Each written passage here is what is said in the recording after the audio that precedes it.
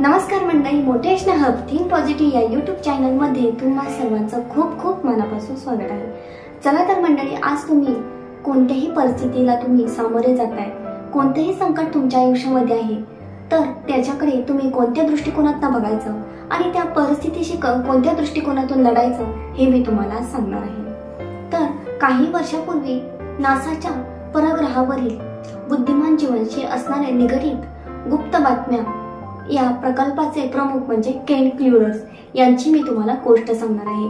Kent क्लुरर्स यांनी भौतिकशास्त्रातील doctorate पदवी मिळवली होती आणि त्यांनी ते सॉफ्टवेअर बनवत होते की ज्यामध्ये त्यांना आकाशवाणीच्या लहरी शोधून काढून त्यामध्ये या विश्वातील जैविक गोष्टींचं अस्तित्व या जगासमोर त्यांना मांडायचं होतं आणि त्याच्यासाठी त्यांची धडपड चालू होती।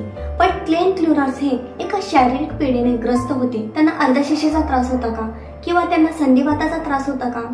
तर नाही, केंट क्लुरर्स हे एक अंध व्यक्ती आहेत। हो, हे अविश्वसनीय आहे ना, पण हे खरंच आहे। केंट क्लुरर्स हे अंध व्यक्ती आहेत आणि त्याच्याकडे बघण्याचा दृष्टिकोन म्हणजे एक क्षुल्लक पीडा आणि एक क्षुल्लक गैरसोय या दृष्टिकोनातूनच ते बघतात। तर मित्रांनो, यामध्ये मला सांगायचं आहे की केंट क्लुरर्स यांना जेव्हा विचारण्यात आलं की तुम्ही यश एवढं कसं संपादन केलं आहे, तर तेव्हा त्यांनी सांगितलं की ते त्यांच्या पिढीकडे म्हणजे अंधत्वाकडे की ते एक क्षुल्लक पिढा किंवा एक गैरसोय म्हणून बघतात आणि त्यातून स्वतःला सामर्थ्यशाली बनवून प्रचंड इच्छाशक्तीच्या जोरावर ते त्यांच्या आयुष्यामध्ये जे काही त्यांना पाहिजे ते मिळवतात।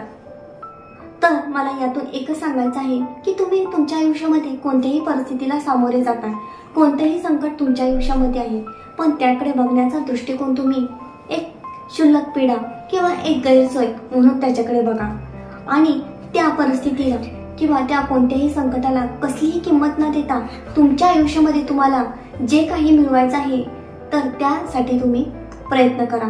नक्कीच तुम्ही तुमचं आयुष्य किंवा तुमचं भविष्य उज्ज्वल बनवता। हेच मला या व्हिडिओमधून सांगायचं आहे। तर कसा वाटला व्हिडिओ नक्कीच सांगा। आवडल्यास लाईक करा, शेअर करा, सबस्क्राईब करा आणि अशाच नवनवीन व्हिडिओ बरोबर पुन्हा भेटत राहील। जय हिंद, जय महाराष्ट्र।